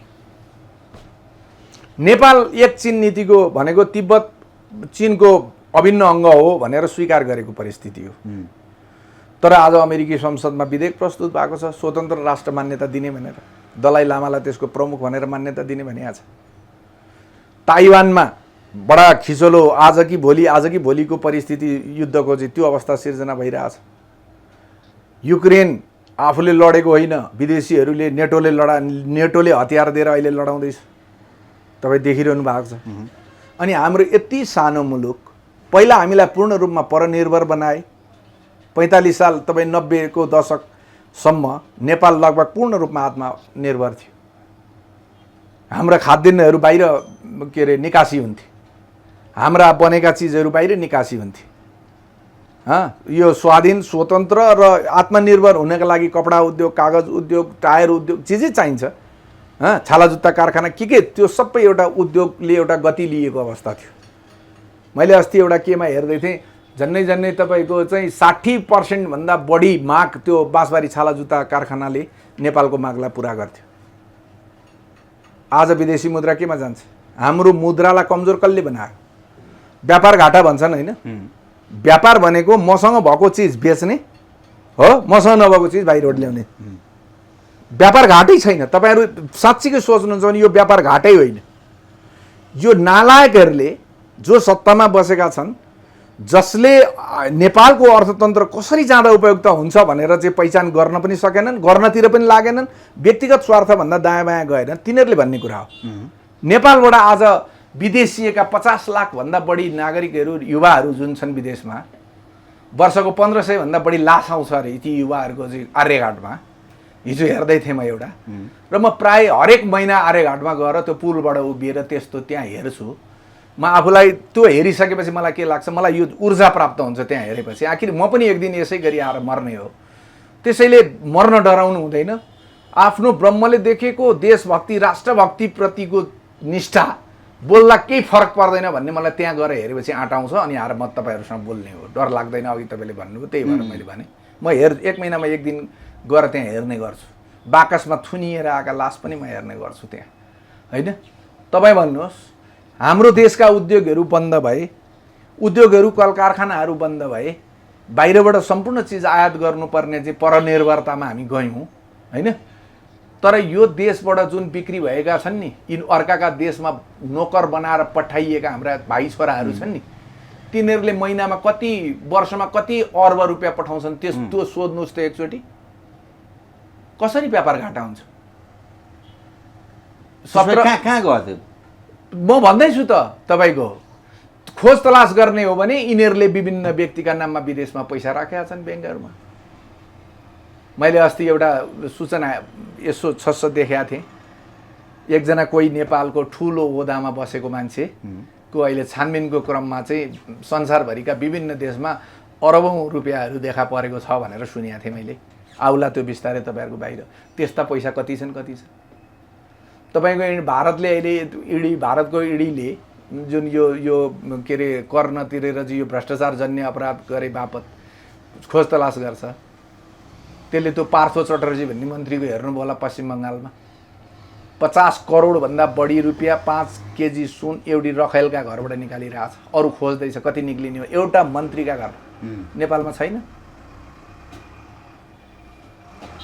आज साँच्चै मैले म जस्तै चेतना, म जस्तै आँट, म जस्तै हिम्मत गरेर काठमाडौँका नागरिकहरू सडकमा निक्लिएर यिनीहरूका घरमा धावा बोल्ने हो भने कति ट्याङ्कर निक्लिन्छ होला, कति ट्रक सम्पत्ति निक्लिन्छ होला, अनुमान गर्नुहुन्छ? लोकतन्त्र ल्याउन जति जनआन्दोलन मान्छे निक्लिन्, यो लोकतन्त्र सुन्नुहोस् न, लोकतन्त्र हुने, लोकतन्त्रका विशिष्ट सर्वमान्य सिद्धान्तहरू छन्। के अरे लोकतन्त्रको परिभाषा छ। लोकतन्त्रले लोकको हित गर्छ, सबभन्दा ठुलो कुरा त्यो हो। सबभन्दा सर्वोपरि के हुन्छ? लोक हुन्छ। लोक भनेको नागरिक, जनता, त्यो छ। आज महँगी हेर्नुहुन्छ, गुन्द्रुक बेच्न बसेकी एउटी बुढी आमाले चाहिँ त्यो गुन्द्रुकको ट्याक्स तिर्नुपर्छ कि पर्दैन? पर्छ। तर तपाईँ माथि बसेका उदाहरण प्रस्तुत गर्नुपर्ने मान्छेहरूको गति हेर्नुहोस्, एकचोटि हेर्नुहोस्, तपाईँलाई थाहा हुन्छ। अनि के हो लोकतन्त्र भने? यो लोकतन्त्र, यो गणतन्त्रका लागि त म पनि लडेको मान्छे हो नि, म पनि जेल गएको मान्छे हो नि, मैले पनि कुटाइ खाएको मान्छे हो नि। गाउँ बेसीमा म पनि साङ्गीतिक कार्यक्रम गरेर यिनीहरूलाई चाहिँ सत्तामा पुर्याउन गाउँदै हिँडेको मान्छे हो नि। 100, आज पनि, आजको दिन पनि 100वटा भन्दा बढी चाहिँ जनवादी गीतहरू मलाई कण्ठ होलान्, मैले पनि योगदान गरेको हो नि। तर त्यो नदेखिएर मुलुक नै रसातलमा जान्छ कि भन्ने डर चिन्ताको कारण र म आज राजा भन्दैछु। कमसेकम यो राष्ट्रको अस्मिता, यो राष्ट्रको सार्वभौमिकता समाप्त हुने सन्धि सम्झौता कुनै त्यस्तो भएमा त्यसको अन्तिम निर्णय गर्ने अधिकार राजालाई दिउँ। जस्तो आज राष्ट्रपतिले यो नागरिकता विधेयक फिर्ता गर्ने ताकत राख्लिन्, ठाउँ त छ नि उनको अझै पनि राख्लिन्। जुन कारणले दरबार हत्याकाण्ड भयो, जुन कारणले मदन भण्डारी मारिए, राष्ट्रभक्त देशभक्त भएकै कारणले त्यत्रा विध्वंसहरू नेपालमा भए, राष्ट्रपतिले त्यो आँट गर्लिन्, त्यो हिम्मत गर्लिन्? किन सक्दिनँ? तर राजाले त गरिया थियो। म त तपाईँलाई राजाले गर्छन् भन्दिनँ, गरिया थियो, तपाईँलाई थाहा छ। त कमसेकम राष्ट्रपतिले सर्वोच्चमा पठाउलिन्। अब सर्वोच्च पनि अहिले त तपाईँको यिनीहरूको कब्जामा, अदालतै पूर्ण रूपमा कब्जामा छ, कार्यकारिणीको कब्जामा बसिया छ। तर एमाले भने थियो प्रचण्डहरूले दोहोरो चरित्र गरे भन्दै थियो, तर उनीहरूकै ठाउँमा छ त अहिले।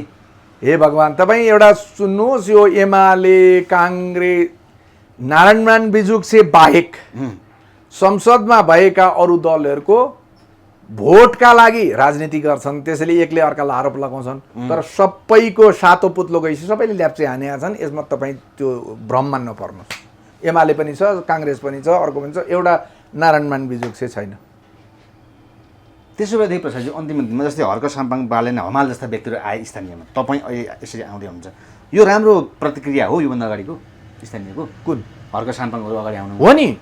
अहिले तपाईँ देख्नुहुन्न, अहिले यिनीहरूको छटपटाहट तपाईँ देखिरहनु भएको छैन? यिनीहरू यो भूभू प्रधानमन्त्रीहरू मैले त सुनेको, यिनीहरूको गुप्तचर निकायले चाहिँ सूचना दियो अरे यही अवस्थामा चुनावमा गयो भने भूभू प्रधानमन्त्री त कोही पनि जित्दैन भनेर आयो अरे भने यहाँ सुन्दैछु। र त्यो स्थिति छ। वर्तमान प्रधानमन्त्रीकै लागि गए त सागर ढकाल डडेलधुरा, सुन्नुहोस्, जितेर आउँछन्। तपाईँ हेर्दै जानुहोस्, जित्छन्। नागरिकमा नि यति आक्रोश छ नि, सबै अर्जुन पर्साईले जस्तो बोल्छन् भन्ने हुँदैन, तर आक्रोश त सबैमा छ। तपाईँ कमेन्टमा गएर हेर्नुहोस्, हेर्नु भएको छ? तपाईँलाई पहिला पनि मैले इन्टरभ्यू दिएको थिएँ, आएका छैन होइन कमेन्टहरू? छन्, एकदम आएका छन्। ती मनोरञ्जनात्मक कमेन्टहरू हुन् कि दर्द भएका कमेन्टहरू? तर सागर जस्ता व्यक्ति गाडी चढेर डडेर पुग्दै यहाँ जित्छन् त देउबा जस्ता व्यक्तिलाई भन्ने भइसक्यो नि यहाँ। यदि निष्पक्ष चुनाव हुन्छ कि हुँदैन मलाई थाहा छैन, त्यसमा के पर्न सक्छ फेरि? धेरै कुरा हुनसक्छ। उनीहरूले बक्सै साटिदिन्छन् नि, पैसाले खरिद गर्छन्। त्यहाँ बस्या भनेको एजेन्ट हुन्छ, त्यो त्यत्रा बक्साहरू सबै हेरेर यसरी कोही बस्न सक्छ? सेना यिनीहरूको, पुलिस यिनीहरूको, आफू अनुकूलका पुलिस ल्याउँछन्, आफू अनुकूलको चाहिँ के अरे न्यायालय बनाउँछन्। उदाहरण छैन नि, तपाईँ प्रचण्डले आफै भनेको छैन नि त, मैले यो गरेको त्यो गरेको, तपाईँ सुन्नु भएको छैन? अनि त्यो हुनसक्छ, तर त्यति सजिलो चाहिँ छैन। यदि यो साँच्चै मुलुक समाप्तिको दिशातिर जाने हो भने, अहिले पनि अमेरिकी विदेशको सहायक मन्त्री भने सुनेको थिएँ, लु आएका छन्, आएका होलान्। हेर्दै जाउँ, यी परिणामहरू देश र हाम्रा भोलि भाइ छोराछोरीको चाहिँ नाति पनातिको भविष्य समाप्त हुने खालको दृष्टि त्यस्तो मान्छे अनुभव गऱ्यो भने सडकमा निक्लिनुको विकल्प छैन। निस्किन्छन् मान्छे सडकमा। अब इराकमा निक्लिन्छन् भनेर कसैले सोचेको थियो? श्रीलङ्कामा कसैले राष्ट्रपति भवनमा त्यो ताण्डव हुन्छ होला भनेर कसैले सोचेको थियो? जनताको, मैले भनिनँ, जनताको साँच्चीको यो मन र मस्तिष्क, यो मुटु र मस्तिष्क दुई ठाउँमा चाहिँ साँच्चै लागो चोट भने त मान्छे त निक्लिन्छ। यो हेरेर बस्दैन, हेरेर बस्नु पनि हुँदैन। मलाई अहिले तपाईँलाई मैले यहाँ मेसेज देखाइदिएँ भने यही क्षेत्रभित्र, यही 4 नम्बर क्षेत्रभित्रका धेरै युवाहरू विदेशमा छन्। उनीहरूले मलाई मेसेज गरेका छन्, उनीहरूले आफ्ना बाबुआमालाई पनि गरेका छन्, उनीहरूले आफ्ना काका काकीलाई गरेको मेसेजको मलाई यहाँ पठाएका छन्। म आज नेपालमा बसेका नेपाली हामीभन्दा विदेशमा बसेका विदेशीहरू धेरै ठुलो चिन्तामा बसेको मैले अनुभव गरेको छु। के सहयोग गर्छु भने तपाईँले? मलाई त सबै खाले सहयोग गर्छु भनेको छ। पैसाका कुरा हुन्छन्, सबै खाले सहयोग भनेपछि त्यो पनि पर्यो होला, तर मैले भनेको छु म मेरो आवाज लिएर मात्रै लड्छु। पैसा लानुहुन्न तपाईँ? मेरो आवाज, यो आवाज भन्दा मसँग अरू शक्ति पनि छैन, मेरो ताकत पनि छैन। पैसा खर्च गर्ने हो, यही 4 नम्बर क्षेत्रका युवाहरूले पैसा उठाए, उनीहरूले यहीँ मेरो क्याम्पेनिङमा चाहिँ पैसा खर्च गए। मलाई त्यसको कुनै सरोकार छैन। गाडी लैजाउन्, घोडा लैजाउन्, ब्यानर छापुन्, के गर्ने गरून्, त्यो मलाई सरोकार छैन। तर म आफूले पैसा दिएर एउटा पनि कुनै क्रियाकलाप मबाट हुँदैन। म 1 कप चिया, तपाईँ यहाँ आउनुभयो, अहिले आउनुभयो, कफी खाने भन्नु पनि म कफी खुवाउँछु। त्यो मेरा बाउबाजेहरूले चाहिँ त्यो अतिथि देवो भवभित्र पर्छ, त्यो मेरो घर हो। यो तपाईँ आउनुभयो, म कफीसम्म खुवाउँला, चिया खुवाउँला। भोकै आउनु भएको छ भने खानासम्म खुवाएर पठाउँला। सधैँ नभए पनि, सधैँ त आउने कुरा पनि भएन होइन, त्यो गरौँला। तर त्योभन्दा बाहेक मबाट। तर जनताले अन्त्यमा भन्नुहोस् त, तपाईँलाई मान्छेलाई सुख सुविधा पैसा सम्मान चाहिन्छ नि, तपाईँलाई चाहिँ किन नचाहिन्छ? आवश्यकता पर्दैन भन्ने प्रश्न गर्छन् कमेन्टमा। अब के मलाई आवश्यकता पर्दैन? मेरो आवश्यकताहरू पुरा गर्नका लागि मसँग जुन क्षमता थियो, मसँग शक्ति थियो, मसँग काम गर्ने योग्यता थियो, मैले गरेँ। यो उमेरसम्म गरेँ। म अहिले आत्मनिर्भर छु नि आफै। म आफै, मेरो छोरा सुन्नुहोस् न, मेरो छोरी डक्टर छ, मेरो छोरी ब्याङ्कमा चाहिँ अस्ट्रेलिया ब्याङ्कमा काम गर्छ, छोरो IT इन्जिनियर छ, अर्की छोरी LLM गरेको छ। उनीहरू सबै स्वतन्त्र आफ्नो चाहिँ सबै गरी खान सक्ने हैसियतमा पुगे। मैले जे जति दुःख गरेर जोडेको सम्पत्ति छु त्यसले मलाई पुग्छ। मेरा छोराछोरीहरूलाई मेरो सम्पत्तिप्रति आश छैन। यो कसले दियो? मेरो पवित्र यो मनमा भएको पवित्रताले भगवानले दिएको होइन मलाई। यो छोराछोरी श्रीमती बढी मान्छे बिग्रिन्छ भन्छ नि, तपाईँ त्यसमा ढुक्क हुनु। त्यही त सुन्नुहोस् न, मेरो छोराछोरीहरू त अब बाबा यो उमेरमा यो यस्तो बेलामा आएर अब किन यो दुःख गर्नुहुन्छ? संसार घुम्नुहोस्, हामी तपाईँलाई संसारमा जहाँ भनौँ त्यहीँ लिएर जान्छौँ, त्यहीँ घुमाउँछौँ, जे भन्नुहुन्छ त्यो गराउँछौँ, किन यो दुःखमा हाम फाल्नुहुन्छ?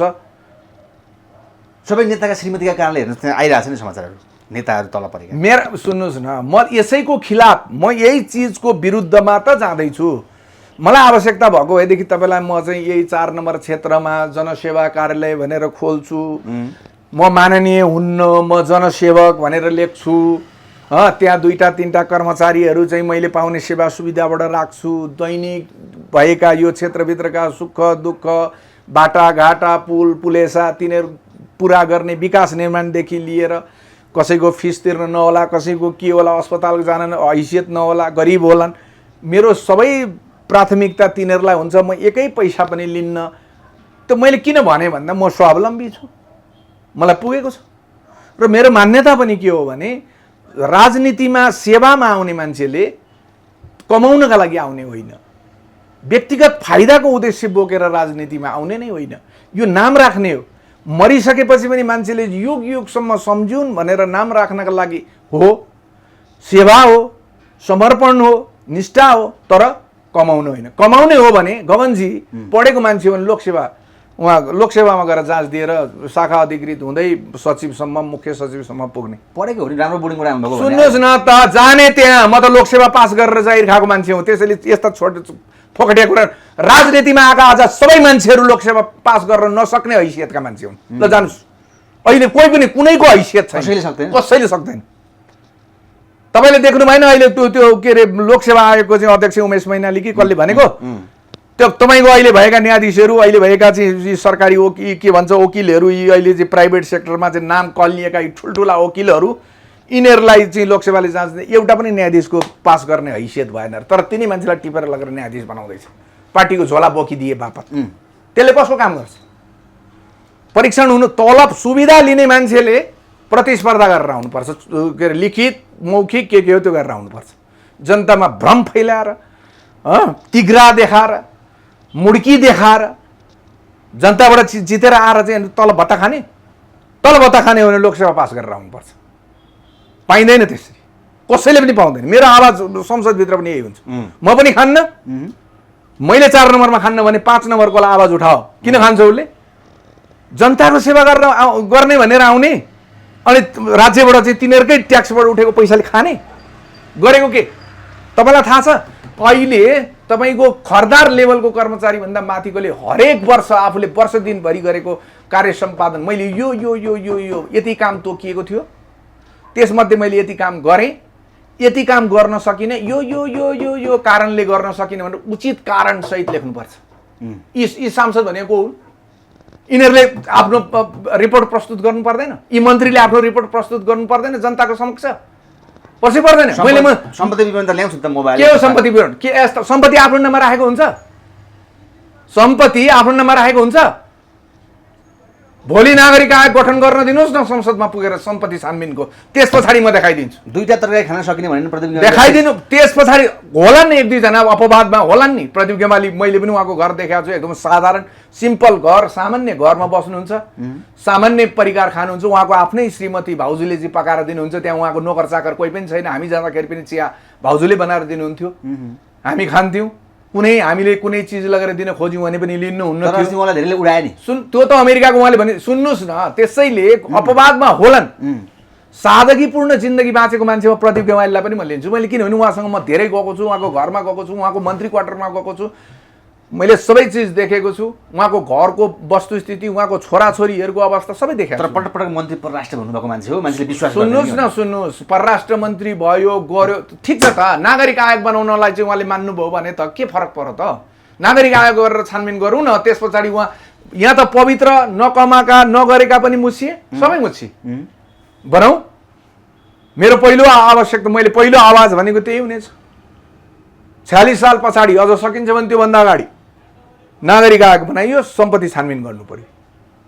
विज्ञहरू, अनुसन्धानकर्ताहरू, पुलिसमा पनि देखिएका इमान्दार, भुपू नै भए पनि इमान्दार पुलिस अफिसरहरू राखेर सारा प्रविधियुक्त सबै चिज गरेर छानबिन गर्नलाई चाहिँ त्यो मान्नु पर्यो नि सबैले। अन्तिममा भनिदिनुहोस्, डोनाल्डो किन आए अहिले नेपालमा, के गर्दैछन्? पहिला आएर एमसी पास भएको थियो, नेपालको हितमा आएनन्। म अरू कुरा नसोध्नुहोस्, आउँदै आएन र त्यो नेपालको हितमा छैन। अन्तर्राष्ट्रिय कूटनीति जोगाउन नेपाल, तपाईँलाई म भन्छु अब यी मान्छे फर्किन पाउँदैन, चिनिया फेरि किन आउँछ? मैले भने म भुइँ मान्छे, म त अनुमान गर्ने हो। यदि यो राम्रो चिजको लागि भइराखेको भए तपाईँको के भन्छ यो यी जाने बित्तिकै अमेरिका के अरे चाइनिजहरू किन आउँछ? किन आउँछ?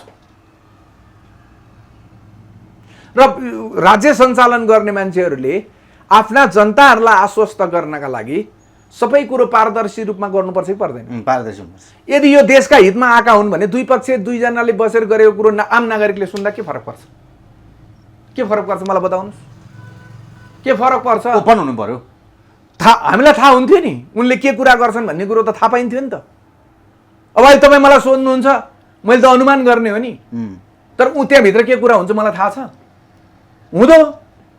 तिमीलाई हिजो चाहिँ हामीले यत्रो लगानी गरेकी मान्छे बिहे गराइदिउँ, आज तिमीलाई प्रधानमन्त्री यत्रो चाहिँ त्यो के अरे तिमीले गोली पड्का बम हान्न खोजेको मान्छेलाई चाहिँ हामीले बाहिर ल्याएर चाहिँ तिम्रो गठबन्धनभित्र छिराइदिउँ, तिमीलाई आज शक्तिशाली प्रधानमन्त्रीको रूपमा हामीले राखिदिएको छ, यति गर्दा पनि तिमीले यो गरेको मान्दैनौ भने त हामी चाहिँ यो गरिदिन्छु त्यो गरिदिन्छु भन्ने होला।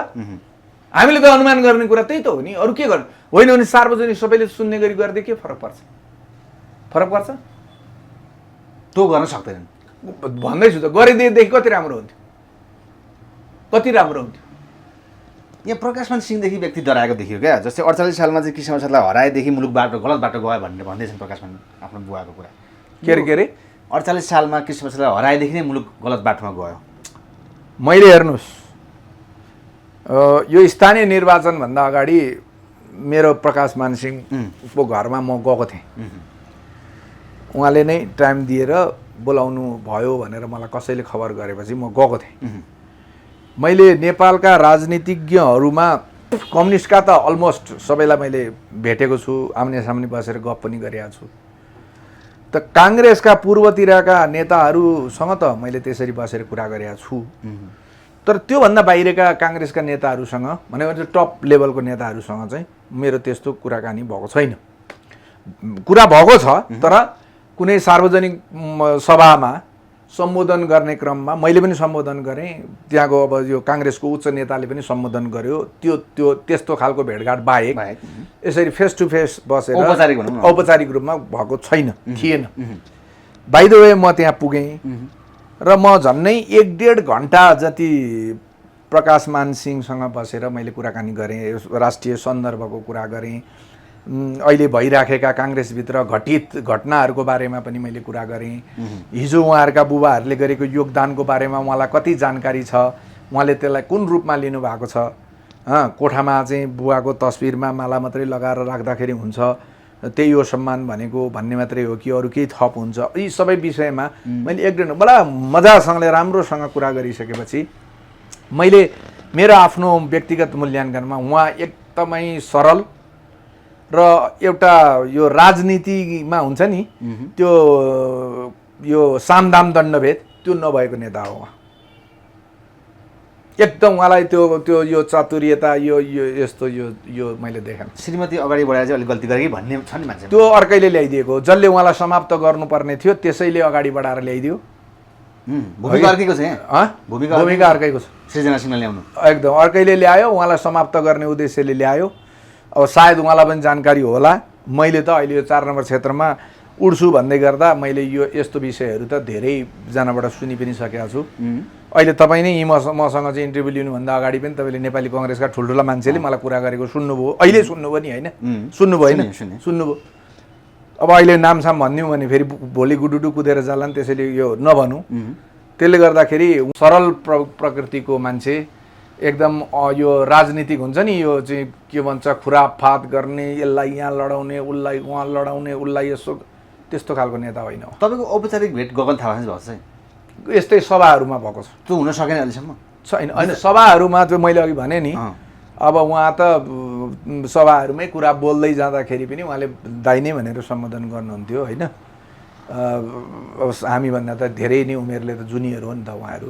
त्यसो तर यसरी बसेर कुरा भएन। यो बिचमा यो जब यस्ता आए एमसिसी स्यामसिसी, मैले उहाँको नम्बर, मलाई एउटा नम्बर पहिल्यै प्राप्त थियो होइन। एउटा कार्यक्रममा उहाँसँग भेट हुँदाखेरि मैले उहाँसँग नम्बर लिएको थिएँ।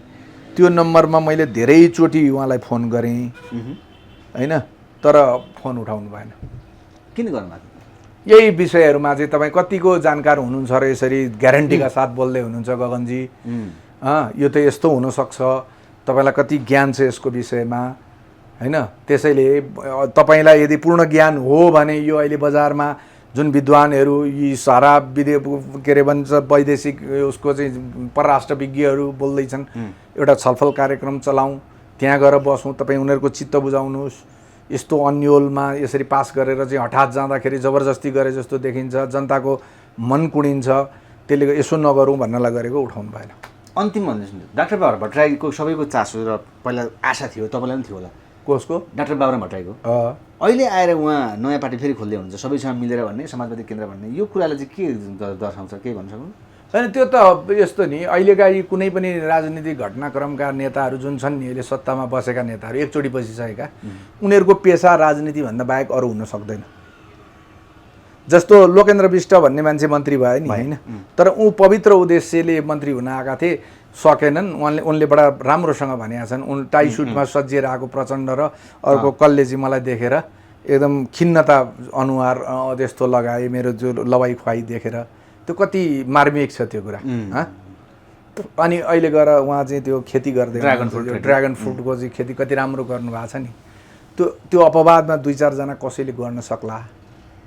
काङ्ग्रेसमा पनि एकजना अगाडि खस्नुभयो उहाँ, बलबहादुर राई यस्तै हो, त्यस्ता खालका 1-2 जना मन्त्रीहरू पहिला पनि थिए, अहिले पनि होलान्, हुन सक्छन्। तर एकचोटि सत्ताको स्वाद चाखेको मान्छे राजनीतिभन्दा बाहिर बस्नु सक्दैन।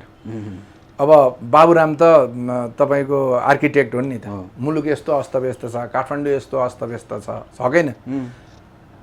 उनले त यदि साँच्चै उनको पिएचडी चाहिँ डक्टरेट चाहिँ यिनले यदि यो विषयमा गरेका हुन् भने यहाँका नागरिकहरूलाई यस्तो सहर बनाउन सकिन्छ, यसको लागि यो हुनसक्छ, यही विज्ञतामा चाहिँ गरे भइहाल्थ्यो नि। राजनीतिमा किन जानु पर्थ्यो, राजनीति नै किन गर्नु पर्थ्यो? तर अब त्यो राजनीतिभन्दा बाहिर त बस्नु सक्दैन मान्छे। छोराछोरी समेत माथि पुर्याउने कुरा छ नि उहाँहरूको त, त्यो त लगिहाल्छन् नि। यत्रो हजामको छोरो हजाम हुन्छ भने जस्तो यिनीहरूको छोराछोरीले अरू धन्दै जान्दैनन्, सिक्दैनन् त के गर्ने, त्यही हो, गर्ने नै त्यही। अन्तिममा गगन थापालाई के छ सल्लाह सुझाव? छैन, म गगनजीलाई फेरि पनि अनुरोध गरिरहेको छु। गगनजी, मैले एउटा निकै ठुलो हिम्मत र साहस राखेर प्रतिनिधि सभाभित्र प्रवेश गर्छु भनेर आँट गरेँ। देशको माया, माटोको माया, जनताको माया अहिले पनि तपाईँभित्र छ भने एकचोटि केही फरक पर्दैन। मैले सकिनछु, मैले गर्न सकिनछु भने म 1-1.5 वर्षमै राजीनामा दिएर निक्लिउँला। कोसिस गर्न दिनुहोस्। तपाईँ जहाँबाट पनि उठ्न सक्नुहुन्छ, जहाँबाट पनि जान सक्नुहुन्छ। तपाईँ यो क्षेत्र छोडेर बाहिर जानुहोस्, मलाई दिनुहोस्, मलाई सहयोग गर्नुहोस्।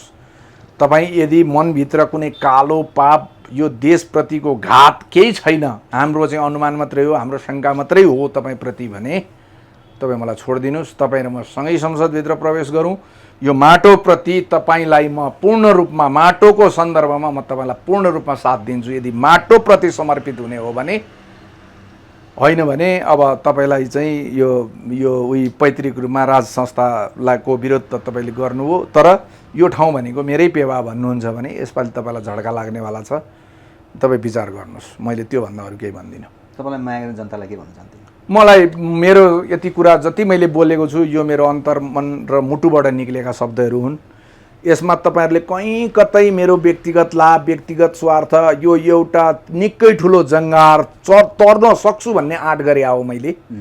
यो कठिन छ, मलाई थाहा छ। तपाईँहरूलाई यो नलागोस् कि यसले केही पनि बुझेको छैन, केही थाहा छैन, यसलाई केही मलाई थाहा छ यो कठिन छ मैले सोचेको मार्ग। यस्ता त राजा महाराजा दरबारभित्र मऱ्यो भने म चाहिँ अब पाजीको के हैसियत होला, तर पनि मैले हिम्मत गरेको छु। देशका लागि यस्तै मान्छेहरू, म जस्तै मान्छेहरूले हिम्मत नगर्ने भने देश परालम्बी पनि हुन्छ, अर्काको देश पनि हुनसक्छ भोलिका दिनमा। आफ्नै देशमा शरणार्थी भएर बस्नुपर्ने अवस्था सिर्जना पनि हुन्छ। युक्रेन हेर्दै हुनुहुन्छ, भोलि त्यो दिन आउन सक्छ हामीलाई। अफगानिस्तान हामीले देख्दैछौँ। यी सबै कुरालाई मनन गरेर एकपटक तपाईँहरूले 20औँ 25औँ 30औँ वर्षदेखि यिनै मान्छेलाई दोहोऱ्याउनु भयो, यिनै मान्छेलाई दोहोऱ्याउनु भयो, यिनै मान्छेलाई दोहोऱ्याउनु भयो, भन्न के भन्नुभयो, केही पनि गरेन, केही पनि गरेन, झन् खतम बनायो, झन् खतम बनायो पनि भन्नुहुन्छ। प्लिज यसपालि मलाई मात्रै होइन, शेरबहादुर देउवाको ठाउँमा उठ्न गएका सागर ढकालदेखि लिएर मेचीको चाहिँ त्यो पुच्छारसम्म को हुन्छ स्वतन्त्र उम्मेदवार, त्यो स्वतन्त्र उम्मेदवारलाई हामी जितेर गयौँ भने देश राष्ट्र र माटोप्रति, किनभने उसको दल हुँदैन, उसको दल नभइसकेपछि उसलाई चाहिँ व्हिप जारी गर्ने कुरा हुँदैन, उसले आफ्नो विवेक बोल्न पाउँछ। त्यो विवेक बोल्न लगाउने काम हाम्रो। तर भोट दिनुहोस्। यी राले सिंगाने खकारे यी चाहिँ के फेरेका, मुटु फेरेका, भल हालेका, यी चाहिँ सुगरले सकिएका, यो के अरे के भन्छ प्रेसरले चाहिँ त्यो गर्नुपर्ने यस्ता चाहिँ कोही के भएका, कोही के यी यस्ता मान्छेहरूलाई यसपालि विदा गरिदिनुहोस्। एकपटक कमसे कम हाम्रो यो सार्वभौम मुलुक, वीरहरूले चाहिँ स्थापित रक्षा गरेर कहिल्यै पनि उपनिवेश नभएको मुलुक आज शक्ति राष्ट्रहरूको चाहिँ खेल मैदानतिर जाँदै गरेको मैले देखेको छु। तपाईँहरू पनि गम्भीरतापूर्वक सोच्नुहोस्। मेरा कुरा तपाईँहरूलाई चित्त बुझ्छन् र लाग्छ भने मेरो चुनाव चिन्ह के हुन्छ मलाई थाहा छैन अहिलेसम्म। मेरो चुनाव चिन्ह तपाईँहरूका घर घरमा आइपुग्छ, मलाई भोट दिनुहोस्। यति हो कुरा। हस्, थ्याङ्क यू, शुभकामना। धन्यवाद।